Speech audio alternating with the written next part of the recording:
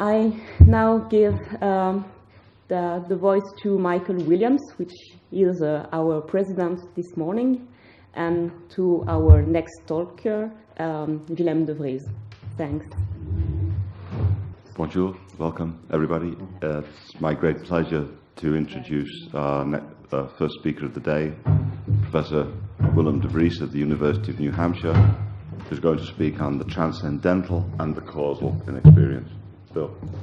Thank you very much. I'm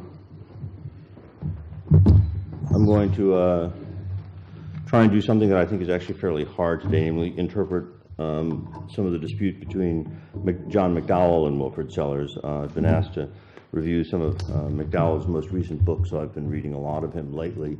And this is pretty much the result of some of that reading, and I hope I can make good a case on a particularly important question. So my principal goal in this talk is to examine John McDowell's attempt to undermine Wilfrid Sellars' two-component analysis of perceptual experience. McDowell offers us a competing vision in which perceptual experience is said to be a matter of the, quote, conceptual shaping of sensory consciousness. Now, I'm not going to worry about who's the better interpreter of Kant, that is, which is, you know, as it were, the right story to tell about Kant, because McDowell thinks that not only is Sellars wrong about Kant, but he's just wrong about this. And I want to argue that McDowell's proposal does not, in fact, strike the right balance between the causal and the transcendental elements in experience, and thus cannot be attractive, at least certainly cannot be attractive to naturalists, even those who acknowledge a transcendental dimension to our knowledge. Experience does not present itself as complex, although it presents complexity in abundance.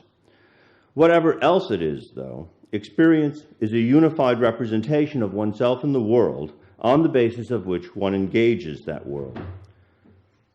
Understanding the nature of experience calls for distinguishing elements and aspects in something, the unity of which is one of its most salient characteristics. Some philosophers have thought that simply paying attention to experience, perhaps aided by some methodological discipline, will itself reveal everything the philosopher wants to know. This is not an assumption I share. I take it that philosophy is a matter of theory, and that the philosophical task includes the construction of models that help us understand how and why experience takes the shape it does. Now, Kant's distinction between the sensory and the conceptual is a major landmark in our understanding of experience. I think, in fact, we're still in the process of digesting Kant's thought. Sellars' interpretation of Kant has forced us to look more closely at this distinction and how it bears on experience. Sellars' conception of the relation between sense and concept requires a substantive notion of the sensory, as in some important sense, a contributor to and an aspect of experience, independent from the conceptual. This means, at the very least, that sensory episodes are non-conceptual in some significant sense and can exist in us without being brought to concepts, that is, without being conscious states. It also means that conceptual episodes lacking any sensory aspect must themselves also be possible. That is, you can have conscious sensory states, you can have unconscious sensory states, either way. However, since Sellars' demise, the notion that sensations constitute a significant and independent contribution to experience has been under substantive attack, even by those who claim deep and explicit influence from Sellars. For instance, Robert Brandom works out with admirable clarity and detail the inferentialistic analysis of the conceptual that in Sellars remained largely in nuce. But whenever possible, Brandom seems to avoid talking about experience in the sensory. He seems to hope, I think erroneously, that employing the notion of a reliable differential responsive disposition frees him from having to say anything further about sentience. Such dispositions are surely not sensations, since sensations are recurrent states, and neither are actualizations of such reliable differential responsive dispositions, which of course are occurrence states. They don't have any necessary connection to the sensory either. A piece of iron has a reliable differential responsive disposition with regard to water. Under normal conditions, it rusts in the presence of water. And according to Brandom, I have reliable differential responsive dispositions to a large number of things in the world and in myself, which, when actualized, position me within the inferentially articulated conceptual system I employ, which position can then be exploited to change, sustain, elaborate, or specify other positions in the system that I hold. In short, Brandom permits us to enter the inferentially articulated conceptual realm directly via appropriate, reliable differential responses, and that's where his concerns then end. He seems to allow no particular room for sense impressions. Brandom's neglect of the sensory is, in my opinion, a serious shortcoming of his work, and it is certainly a significant departure from Kant and from Sellars, but that's not my concern here today. John McDowell cannot be accused of having given the notion of experience short shrift. He devotes numerous pages to it and has taken significant inspiration from Sellars' notion that experiences can, in some sense, contain claims.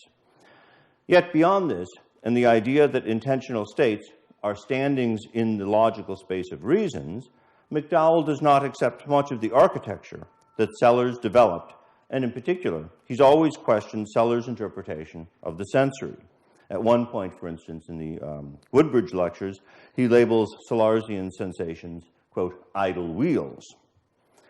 Now, McDowell seems to have several concerns about Sellars' belief that sensation makes an independent contribution to and constitutes a distinguishable aspect of experience. He is, first of all, afraid that Sellars' view makes it impossible to account adequately for the unity of experience.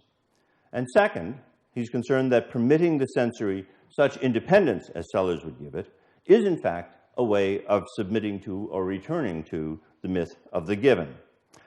Now, today I want to try and defend Sellars' position concerning the nature of that distinction between sense and concept, and I'm going to focus on McDowell's arguments. So what are the major considerations advanced in support of the idea that we need a substantive independent conception, or a conception of a substantive independent sensory aspect, if we are to make sense of experience and human cognition? The literature contains two principal kinds of arguments, those based on fairly straightforward empirical considerations and those arguments of a more transcendental hue. First, to the empirical arguments. The first, or empirical kind of arguments, arise, quote, in the attempt to explain the facts of sensation in scientific style. That's what Sellars says at EPM section 7. In order to explain illusions, delusions, hallucinations, etc., it is thought necessary to impose a layer of internal states that mediate, causally, not epistemically, between the world and our perceptual beliefs. Thus, when it appears to one that there is a red ball over there, and there is no such object in the relevant location, perhaps even no object at all, the experience is accounted for by the posit of a set of sense impressions that would normally be associated in standard conditions with the presence of a red ball over there, but are now, in fact, in this particular situation we're concerned with, present despite the absence of a red ball.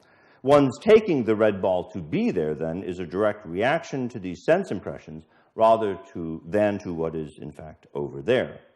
Now, once you've made this move, it would be unconscionably odd if these internal states occurred only when appearances were deceptive. So once we've posited them to explain perceptual illusion, we have to believe that they are, in fact, always present and mediating our perceptive states. But if they are always present in perception, wouldn't such states then constitute a veil behind which the world is sequestered? Now, some philosophers have bought this inference, but I think there is no need to accept it. A window or a lens can be a causal intermediary between me and the object I see, and in proper conditions, the window or lens is transparent and permits, perhaps even enables, my direct access to the object I see. But glass can get dirty, or it can break. Lenses can be out of focus.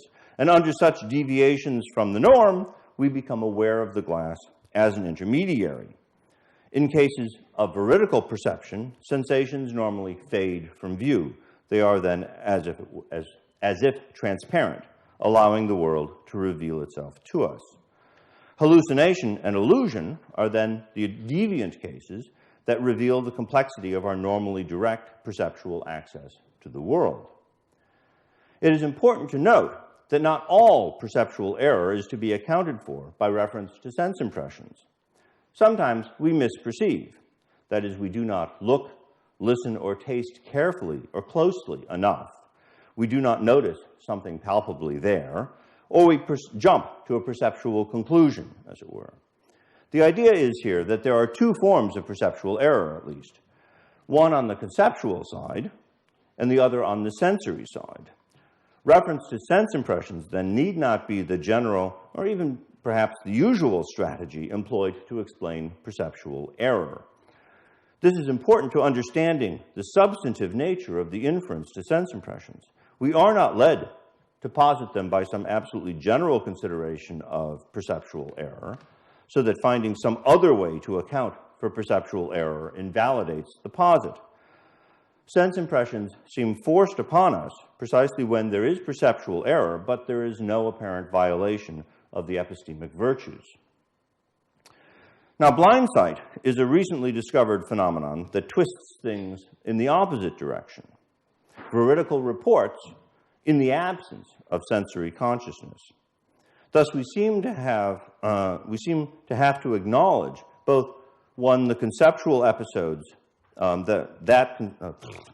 both conceptual episodes that are not shapings of sensory consciousness, yet are both true and directly responsive to the environment, and two, shapings of sensory consciousness that are both false and yet not errors of immediate conceptualization.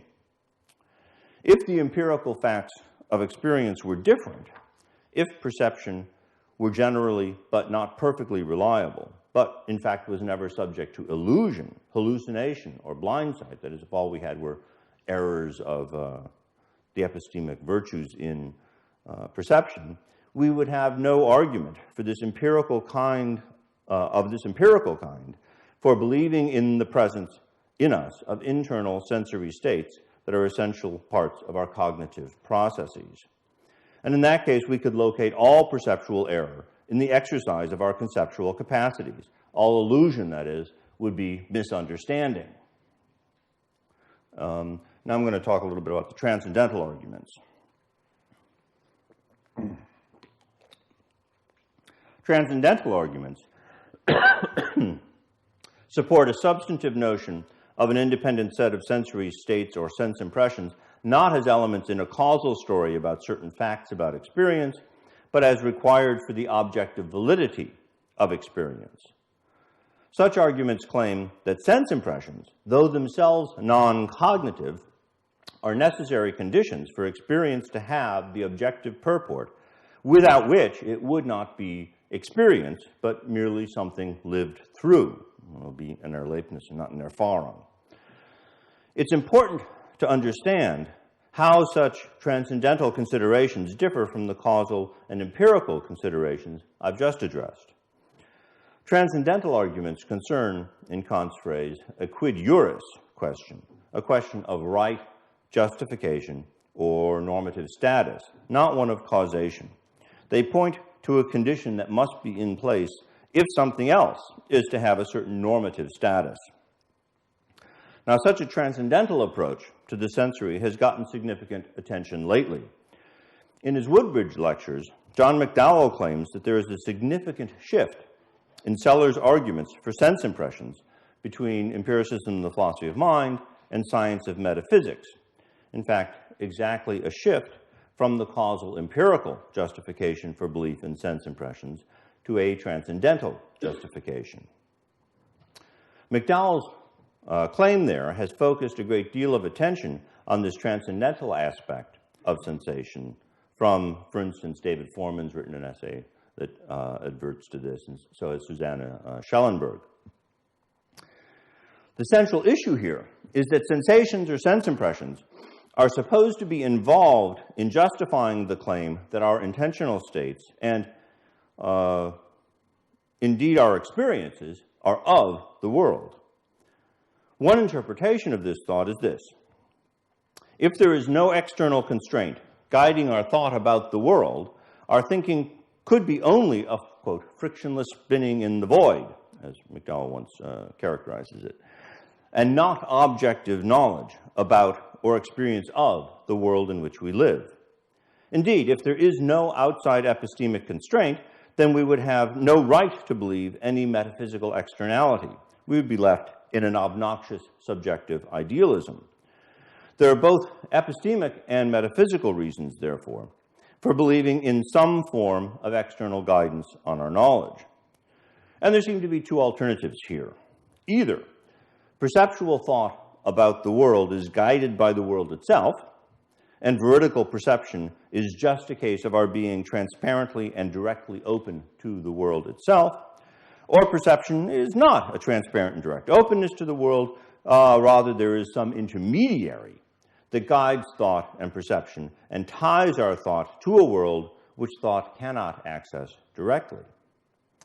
Now, McDowell wants to persuade us of the former alternative, that it is the world itself that guides our thought in perception, a world which, in veridical perception, is transparently and directly open to us.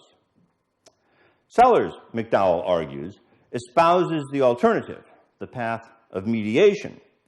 And here again, there are two divergent paths open to those who choose the mediated route in general.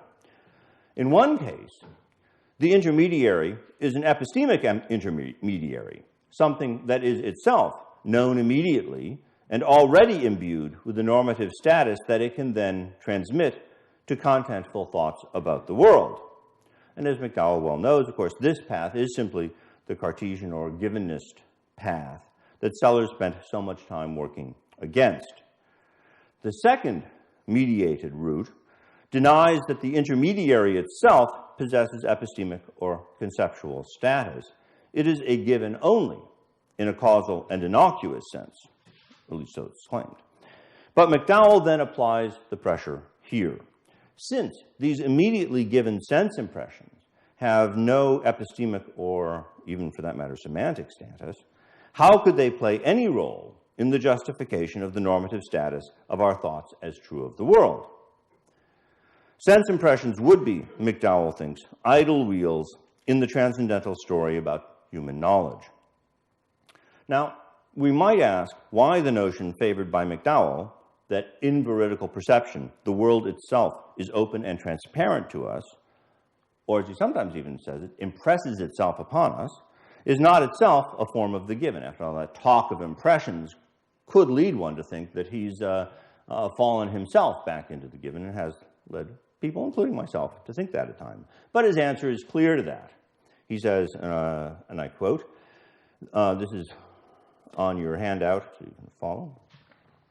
The myth of the given is the supposed idea of an availability for knowledge that presupposes nothing about the knower except perhaps natural endowments, for instance, sensory capacities, and availability for knowledge that presupposes no learning or acculturation.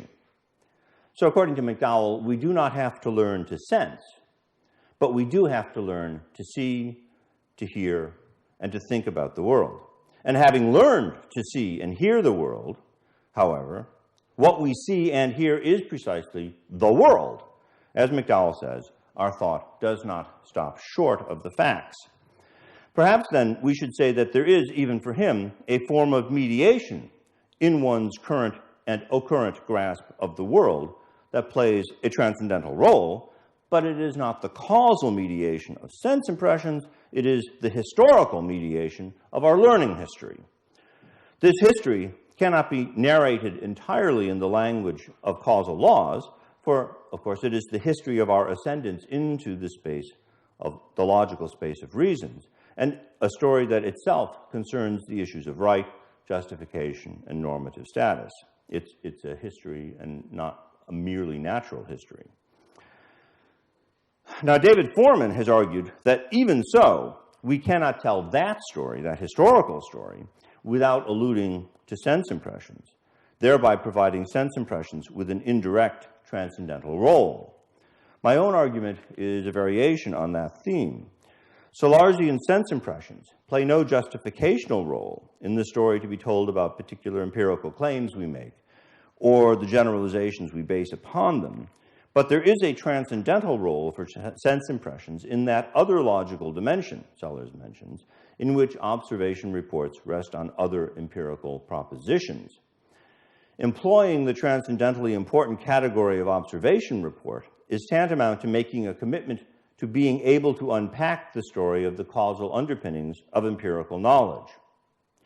The best story we have of the causal underpinnings of empirical knowledge includes sense impressions as part of the story of how we perceive. So the empirical arguments for sense impressions have a transcendental significance.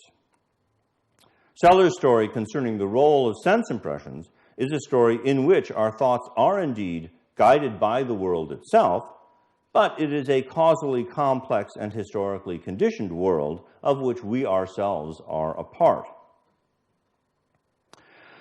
In order to ensure that we cannot mistake the sensory for an epistemic intermediary between ourselves and the world we perceive, McDowell wants to reject Sellars' two-component view of experience in favor of a conception of experience as unitary.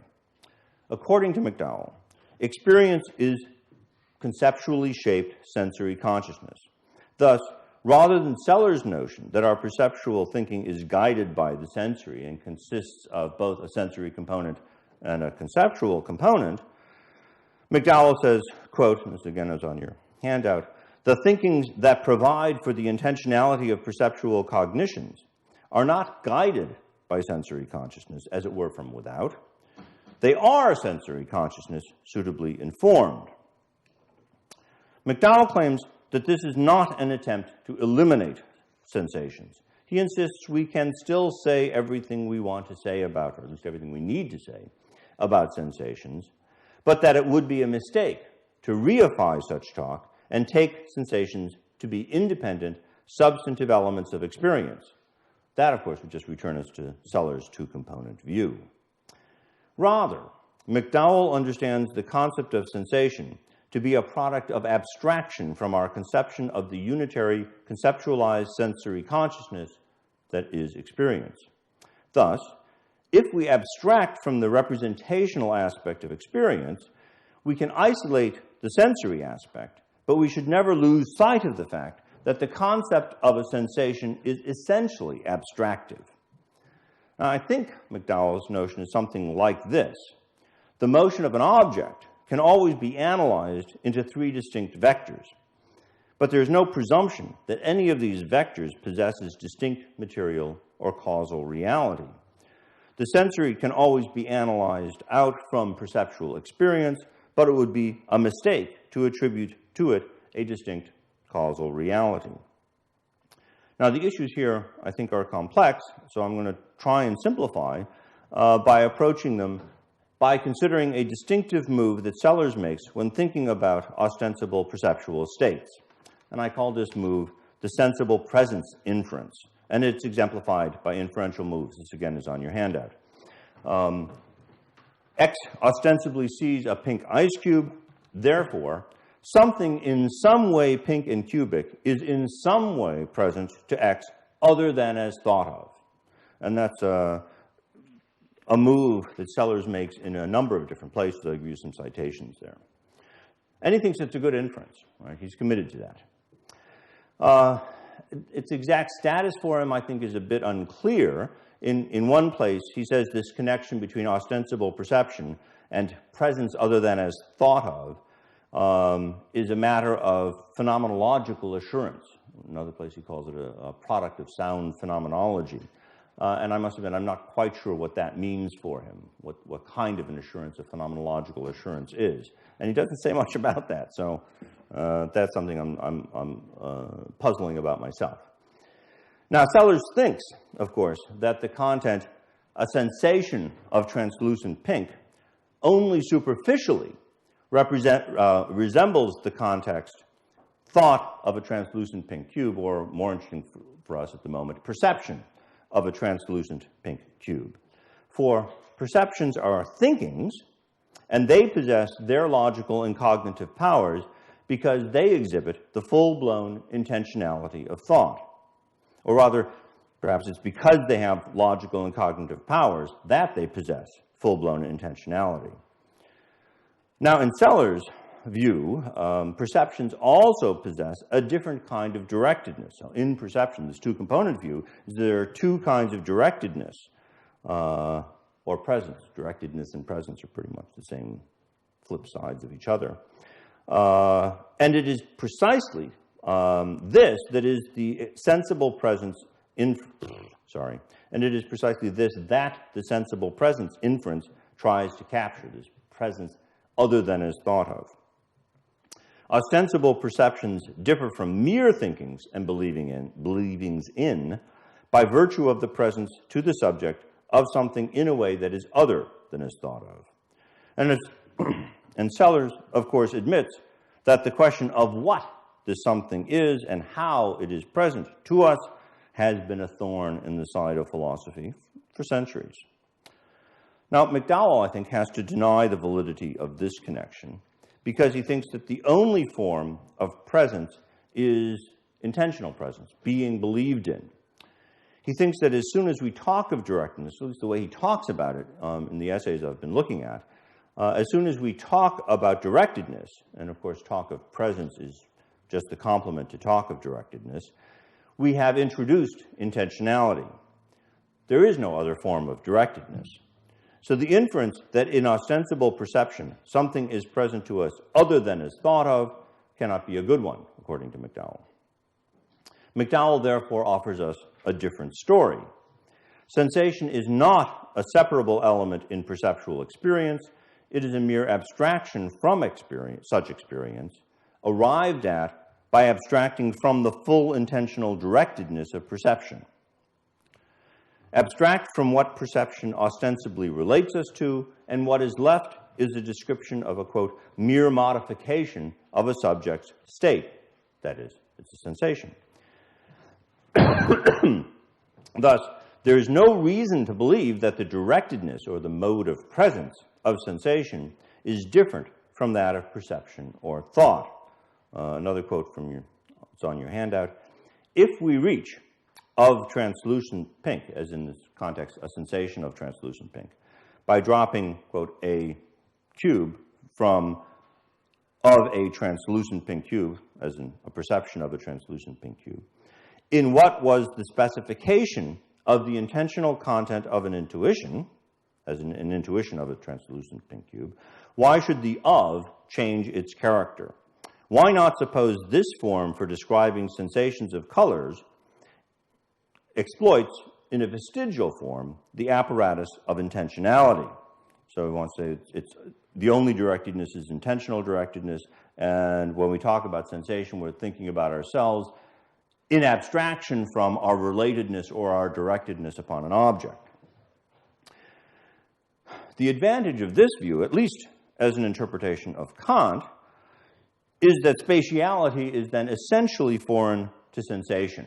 Right? You have to drop all reference to spatial properties in your abstraction from the directness towards something external. Since the sensory is conceived in abstraction from the spatial. But Kant treats spatiality and temporality alike. One has to wonder whether a similar story can be told about temporality. I've tried to play with the idea of abstracting from the temporal in the same way McDowell seems to think we can abstract from the spatial by, as it were, just dropping the reference to the spatial shape. And when you drop the reference to time, I must admit I'm not quite sure how it would work or how it could work. So the fact that Kant insists on treating space and time in parallel ways, I think might pose a problem for McDowell, because while what he says seems to make some sense applied to space, the time case is not so easy. All right. I'm puzzled as well by McDowell's talk of sensation then as a vestigial form of intentionality. The vestigial is usually a trace or a degenerate form of something, usually left behind in some developmental process. As McDowell himself notes, sensation is something we share with the animals, but to the extent that brutes do not have the capacity to move about in the logical space of reasons, the location of full-fledged intentionality, it doesn't seem appropriate to describe the directedness of which they are capable, a sensational directedness, as a vestigial form of intentionality, for it's not a leftover, it's certainly not a degenerate form of something achieved earlier, but it's perhaps a forestage or a condition for something yet to be achieved, or something achieved perhaps elsewhere. Calling it a kind of proto-intentionality would seem perhaps a bit more apropos, but proto-intentionality is, of course, not yet intentionality, so that presumably that description, proto-intentionality, would give a bit too much to Sellars, and so he doesn't seem to like that. And Sellars would accept the idea that animals have a kind of proto-intentionality. So it seems to me that by calling it vestigial, McDowell hopes to get us to lump sensational presence in with intentional presence as of the same kind.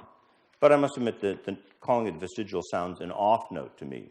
That's probably a verbal point, and so I don't want to put much weight on it. So aside from that, McDowell is committed to there being two kinds of thoughts. Those that are shapings of sensory consciousness and those that are not. Veridical perceptions, or Kantian intuitions, are shapings of sensory consciousness. Thinkings or believings that have no phenomenal qualities are not shapings of sensory consciousness. But, of course, isn't there a third category, namely that which includes illusions, hallucinations, and things like that? Most people consider these to be states of, that is, shapings of sensory consciousness, but for McDowell, they are thinkings, I think, that are not shapings of sensory consciousness. They merely seem to be such shapings. We have to conclude that sensory consciousness is shaped only in veridical perception, because otherwise it only seems to be shaped. Now, I earlier claimed that there are two possible locations for perceptual error: in our sensory system itself, when that goes wrong, or in the conceptual uptake of our sensory state. McDowell appears committed to there being really only one location of perceptual error. It must be in the conceptual uptake, because he does not recognize a sufficiently independent sensory system for mistakes to be located in. When thinking does not shape sensory consciousness correctly, it seems it does not shape it at all. It only seems to shape it. What then are we to make of sensory consciousness itself? According to McDowell, it can be shaped by our concepts, but again, it can only be shaped by our concepts in veridical experience. In other kinds of experience, it only seems to be shaped by our concepts. And this gives me a problem, because he seems to have the idea that sensory consciousness is something that can be shaped, but can only be shaped correctly. This would be kind of like a piece of clay that can only be shaped into aesthetically pleasing forms. And that bothers me. I can't think that there's something wrong with that. And in particular, that what he's really done here is sort of empty the notion of sensory consciousness of any real characteristics of its own.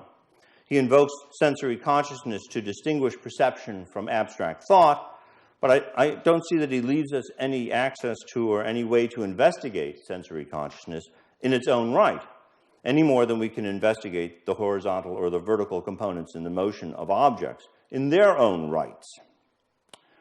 So according to McDowell, Sellars' interpretation of the Kantian notion of sensations takes them to be, quote, inner episodes or states exhaustively characterizable by descriptions that relate them solely to the subject as modifications of its states. Now, I'm not quite sure what to make of this. McDowell seems to be attributing to Kant and to Sellars an individualistic interpretation of sensation. And I think that might be right for Kant. Kant certainly does say that sensations are representations that relate solely to the state of the individual as such. That's part of the Stufenleiter. McDowell But Sellars is onto something else, I think, a little bit. And McDowell gives us a different formulation of this claim a few moments later. Again, these are both on your handout.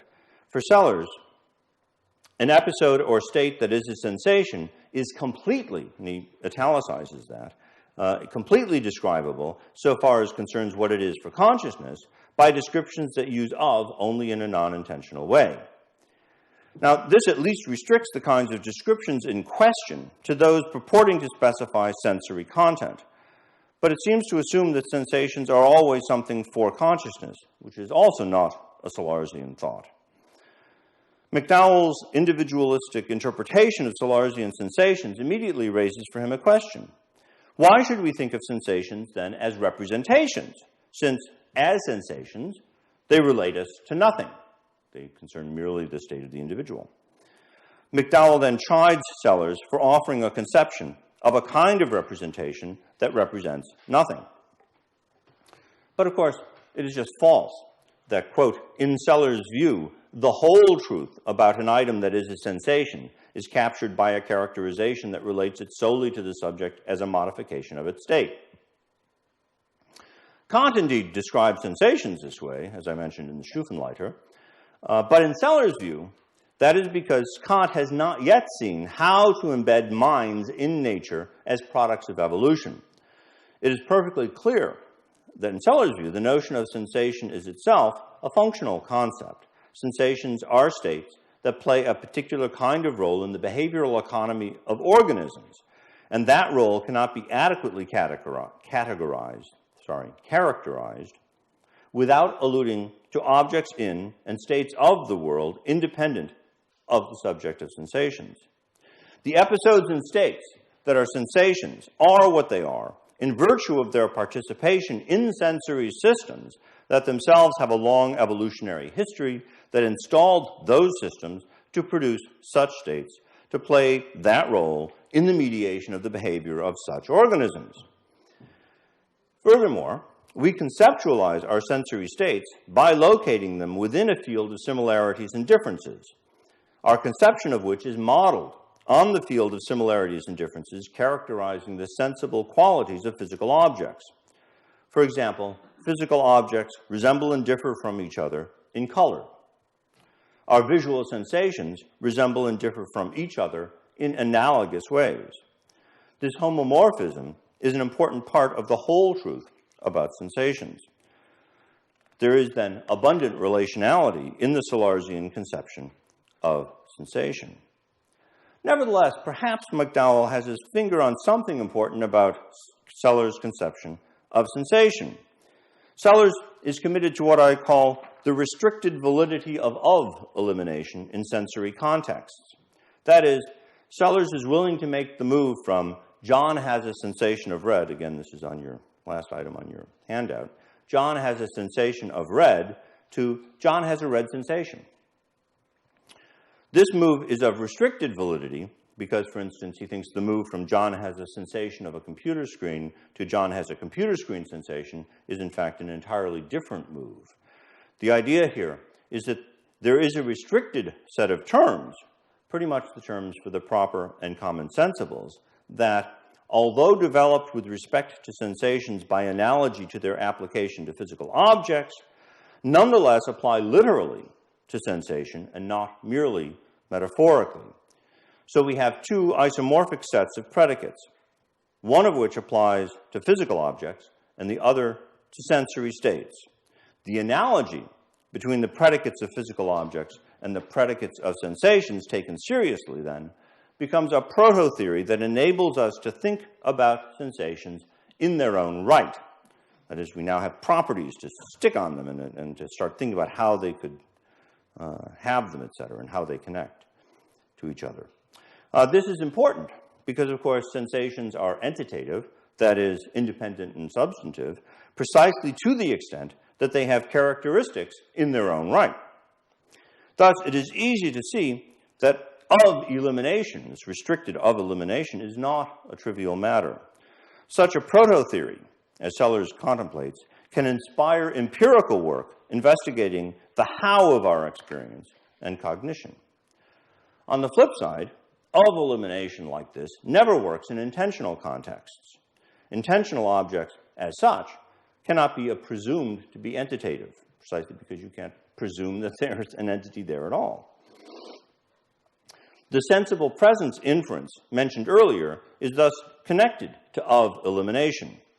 The somehow redness of sensation is not supposed to be a merely intentional redness, a merely represented redness.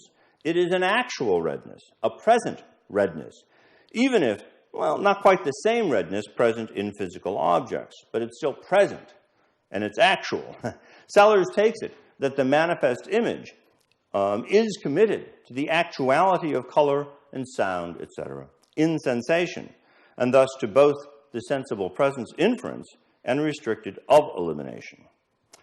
Now, as I understand it, McDowell rejects both the sensible presence inference and all of elimination. There is no substantive reality to sensations. They are an abstraction from the unified complexity of experience. Abstractions that they are, sensations can play neither a causal nor a transcendental role in knowledge. They may seem to be elements of sensory consciousness, but McDowell's view must surely be that sensory consciousness is itself prior to the sensations we isolate within it. Unfortunately, as we have seen, he says little about sensory consciousness, little about the sensory consciousness that is shaped by our conceptual episodes, and I fear that he empties that notion of any real content. All the interesting distinctions seem to be made in terms of conceptual form rather than the sensory clay it shapes. How then would an empirical scientist go about trying to understand the contribution of sensation to experience and knowledge? Now, I find the sensible presence inference and restricted of elimination attractive in their own rights. I'm not entirely convinced they're good inferences, but I think they might very well be. And this is one reason that I prefer Sellars' picture. Furthermore, Sellars sketches a view that makes it sensible to think that the sensory could be a legitimate object of empirical investigation. Episodes and states that help us understand why we have the particular conceptual responses to ourselves and our environment that we do at a particular moment. Sensory states that come in, or episodes and states that come in families that are homomorphic to the quality spaces inhabited by physical objects and that can be used to account for certain kinds of perceptual errors are things that empirical science can go looking for. Why is it important that our transcendental reflections lead us to items we can envision cropping up in empirical sciences as well? Well, it's a principle of Sellars' transcendental naturalism that transcendental structures must be reflected in causal structures, even if there is no reduction of the transcendental to the causal. And I share the impulse to be as naturalistic as is compatible with the recognition of a transcendental dimension of human being. Presuming a transcendental right to believe that we experience an objective world of causally connected objects independent of us is tantamount to undertaking a commitment to construct an objective story about our causal participation in the world that details the how of our relation to the world. As long as we are making progress on the objective world story, we can retain our presumption of transcendental right. McDowell's learning plus cultural transmission story gets us part of the way by giving us the large historical canvas, but he denies our ability to penetrate the story of the how of knowledge at the subpersonal level. Sellars' picture includes that large historical view, but permits us a research program aimed at understanding the how of experience at the subpersonal level. And this is consonant with the naturalistic commitment that transcendental principles are reflected in causal structures.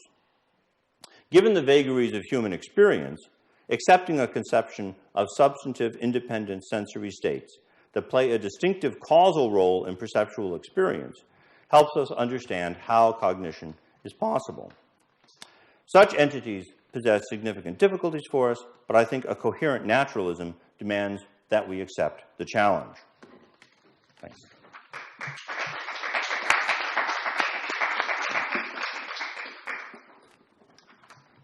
You can field your own questions. But Okay. think that's what we've been doing. I'll just start off with the bit that's so hard to swallow in the Sellars story about the ice cube's pink, and then when there's a hallucinated pink ice cube, the sensory state of the perceiver is going to be pink and cubic, and then ultimately the sensing is going to be pink. And so even though it's categorical status changes, he says in the Caris lectures, so now it's a sensing as an ultimate absolute process. It's going to be a pinking. And that's hard to swallow. And if that's hard to swallow, then if you don't want, he doesn't say literally, because he uses literally when he's talking physical object, pink. But it's pink as a qualitative presence. He wants to say these sensings are pink. And that's hard to swallow. And then if you don't swallow that, and it's hard to swallow, then can McDowell have certain moves where then, he wants to say cognitive science can, and I admit this is vague in McDowell, and he's got his disjunctivist picture that I find to be not enough accommodation, but he can say, sure, there are all kinds of information process going on in sensory consciousness it's not relevant to the perceptual epistemology. Now, I don't want to defend his disjunctivist account, but I find it extremely difficult to defend the Sellarsian view, even as a task. I mean, there's certain things I think about the homomorphism which are interesting, but pink sensings I have difficulty with. How do you? Well, first of all, I don't think. In order to buy enough of the Sellarsian story to be at odds with McDowell, you have to accept, the whole story about how things are going to evolve over time, right? So you don't have to end up with absolute processes. The question is... but what do you do with that specific bit that we got to preserve the pink? It's just too much to swallow. Well... I'm not sure you need to preserve the pink, but what counts as the proper preservation of it? Now, it can't be Wilfrid can't be physical too. Can't be anything that characterizes. Well, I mean, but once again, that's part of the longer term story. I mean, I'm interested in trying to here at least the more restricted enterprise of trying to say, look, there really is a role for the two component picture. Now, Sellars has, and that you can sort of think of as we can understand in a way to be sort of synchronic. And he also has a diachronic story about, well, over time, that gets us from the pre-Socratics all the way through to these absolute processes that are pinkings and things like that. I'm not sure you have to buy all of that, however, to believe that he's put his finger on something important in believing that a proper analysis of sensation, of perceptual experience, does require a substantive distinction between a conceptual component and a sensory component.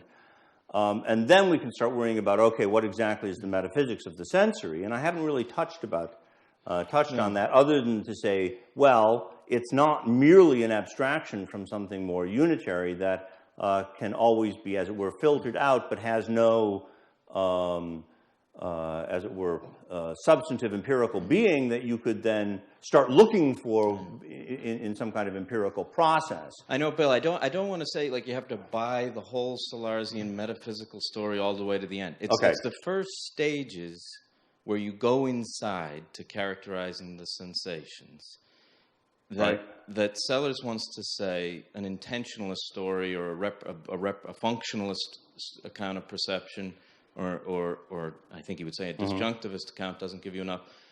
And it's just, there's a dilemma at that point for me. And I think that at that point, if you just talk about informational, functional, representational structures, that's one kind of thing you can do. There's a causal covariance with something that's non-conceptual. But Sellars wants more early in the story, preserving the pink and cubic. And it's just, early in the story without having to buy the whole entire metaphysics. Right. Okay. Well, it's where do you go? I think there the key move he makes there is stipulating that there has to be this homomorphic relationship between the qualities, the sensible qualities of perception of physical objects as we see them, and something that goes on somehow within us. Now he's got the separate homogeneity argument that inclines him to think, or he thinks forces him to think, that we're not going to be able to sorry, fill that in. The story about the homomorphic states of mind in terms of things like brain states, at least not brain states in anything like a current conception of them. And I must admit that's not clear to me. If there are ways in which states of our brain can be in states that are that preserve the logic of the sensible qualities, the contrastive relationships among colors and sounds and things like that. I don't find the homogeneity argument powerful enough to force me to think that, well, yeah, that really cannot work. So the grain argument is, I've not yet been fully enough convinced, and I think we might be able to snip the chain that lands us in absolute pinkings there. Mm-hmm. And then then he would say the move from John has a red sensation to John has a sensation of red to its.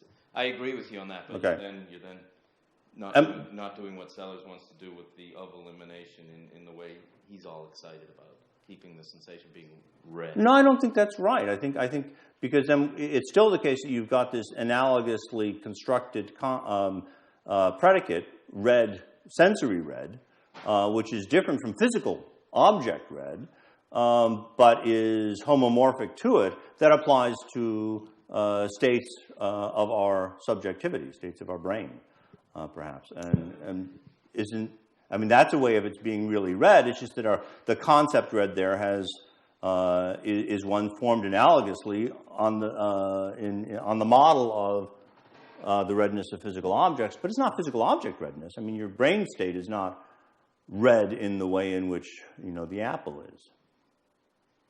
Right?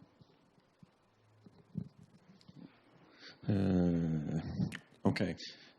It's so complex here, so I don't really know where to begin, but I'll say one simple thing first, and then I comment a little bit on that thing about the pinkiness.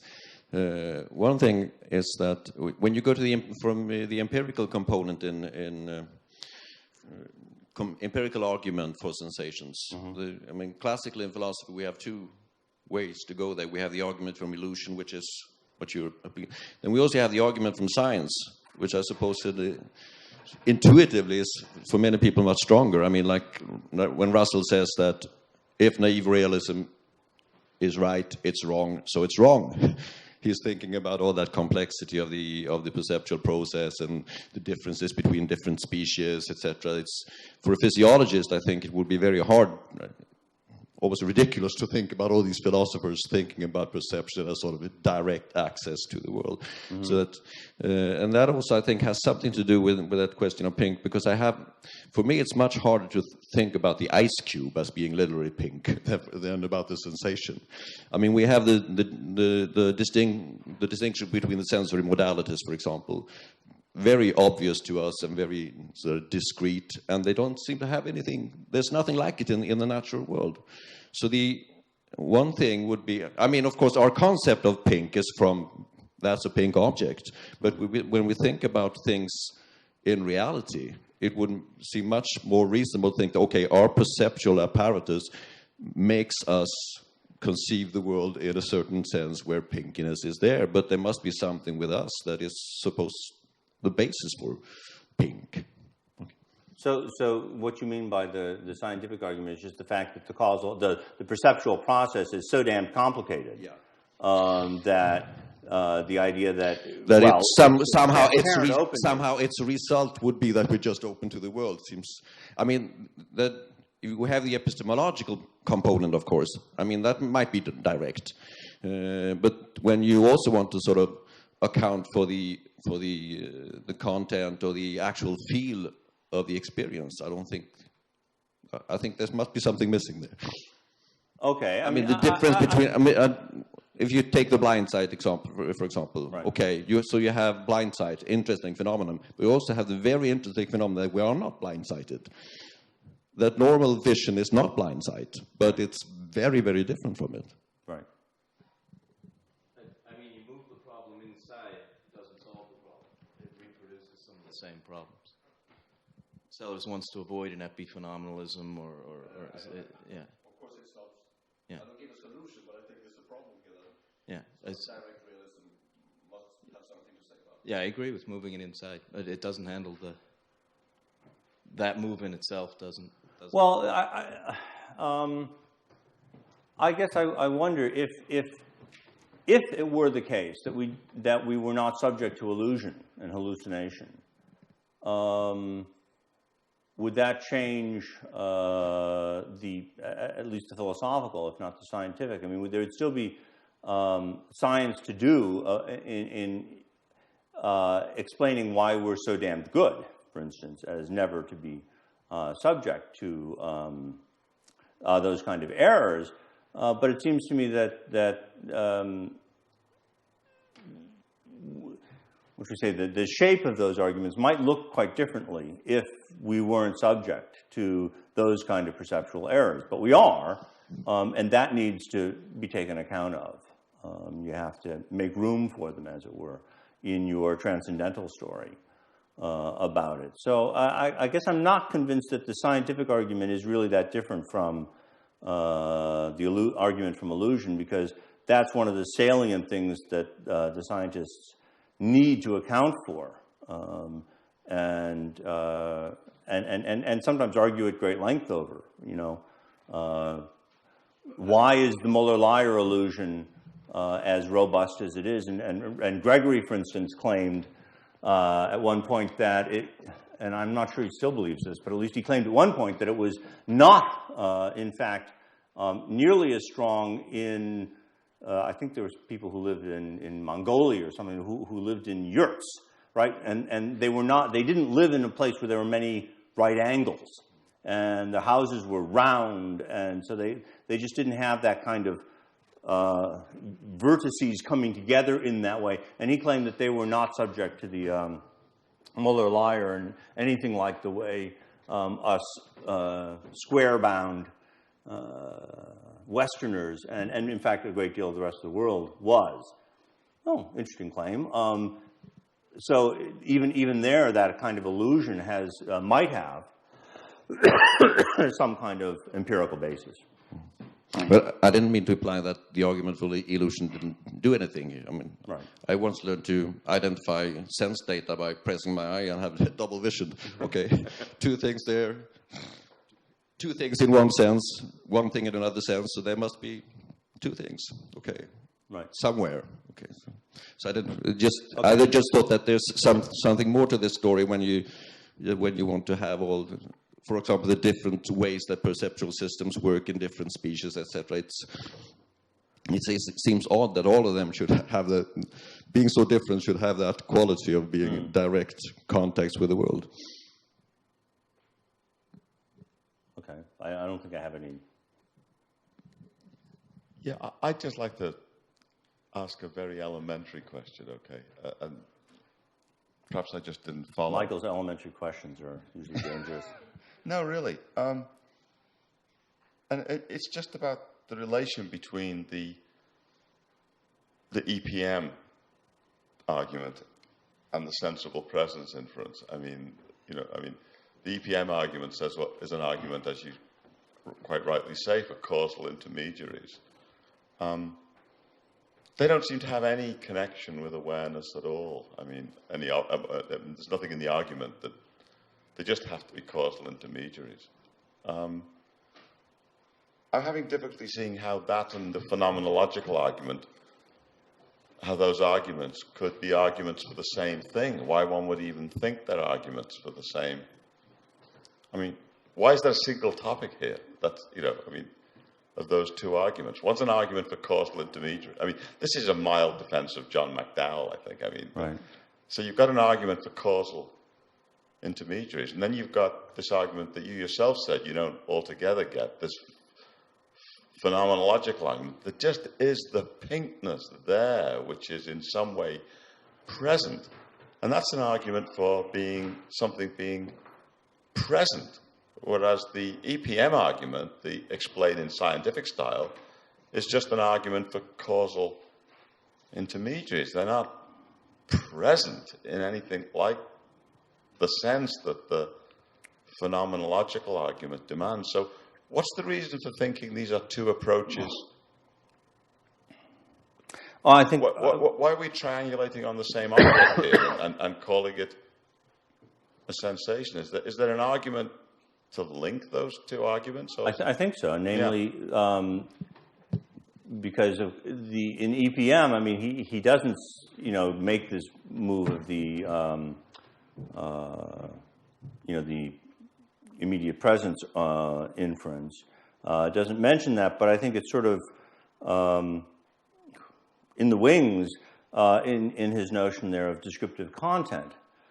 Because when he describes what we need to explain as what there is that is common between our, seeing the pink cube and it's appearing, the cube's appearing pink to us, and that it's appearing to us that there is a pink cube over there, he wants to insist that from the point of view of the experiencer, from the phenomenological point of view, those are indistinguishable, or at least they can be indistinguishable. And in that sense, I take that to mean that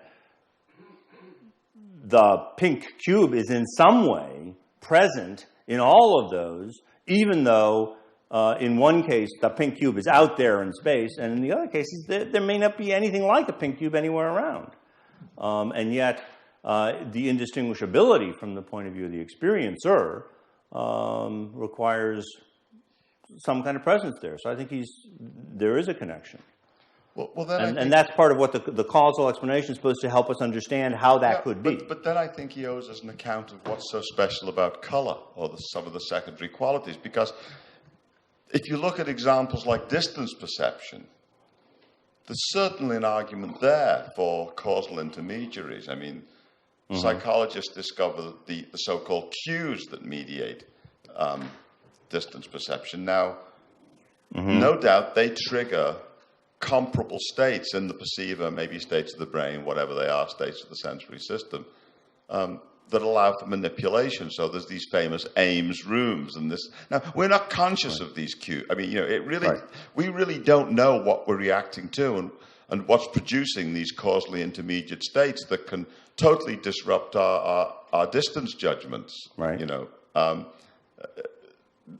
There's no phenomenological argument there for any aspect of these intermediate states as being present, I don't think. So, right. One thing that's immediately the case is the general argument for causal intermediaries doesn't pick out the same range of states that the phenomenal... I mean, it looks as if there's something special about the pinkness of the pink ice cube. Right. Which is missing from, say, the farness of the... right, and I think that's where... But he doesn't really... No. I mean, he doesn't say what... It still remains, I think, that the causal intermediary argument, it just doesn't pick out the same range of intermediate states as the phenomenological. And so he needs to tell us why that is, right? Well, I think that's right. They don't, because the causal, once you really get into it, you start realizing there's investigation into the causal, the how of our experience. That turns out to be an incredibly complicated thing with all kinds of things that you wouldn't have thought of, just coming into it as it were naively. But I think that might be part of what the restrictive validity of elimination sort of goes to, because those cues that you're talking about in distance perception, those are not things that he thinks are going to be present in the experience and qualities of the sensation in the same way, I think, that he thinks the proper and common sensibles is. So that might be a sort of a first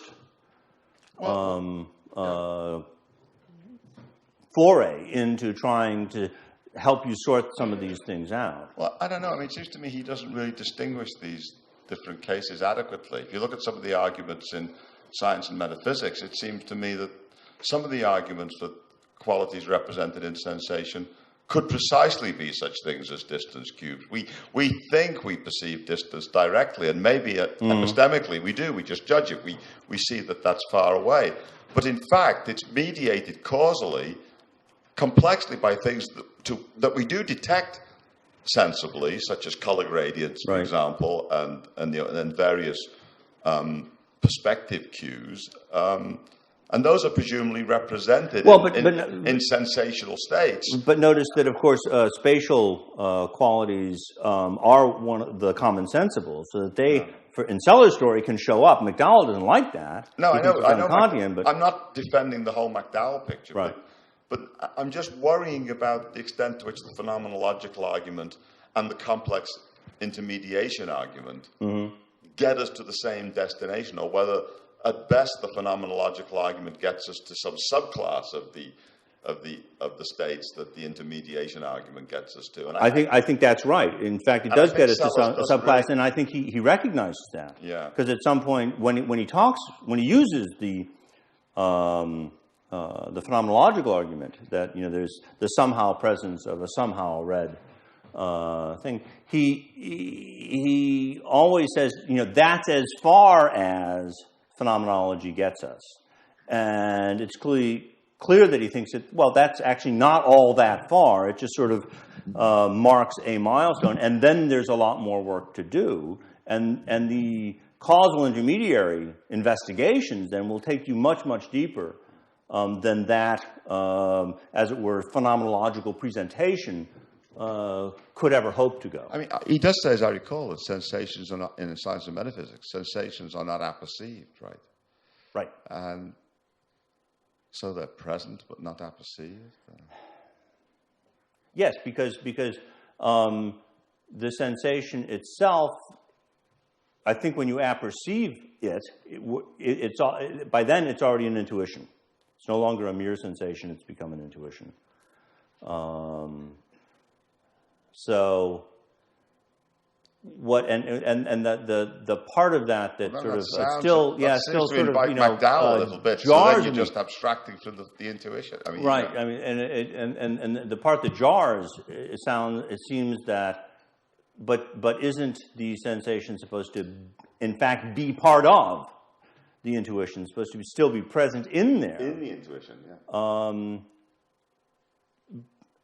But of course, I guess he thinks that you're not apperceiving it as a sensation, maybe. And the way he says it there in Science and Metaphysics is, he puts a little tweak on it. I forget the exact verbiage, but it's not clear that he's simply saying, well, damn it, it's not and never is apperceived. He just sort of, puts it out there that it's perfectly sensible that they're never apperceived, as I recall. And he doesn't really straightforwardly commit. Another one of those, places where you'd like to whack him upside the head and say, come on, say something definite here. So, yeah. Nous sommes finis. Café.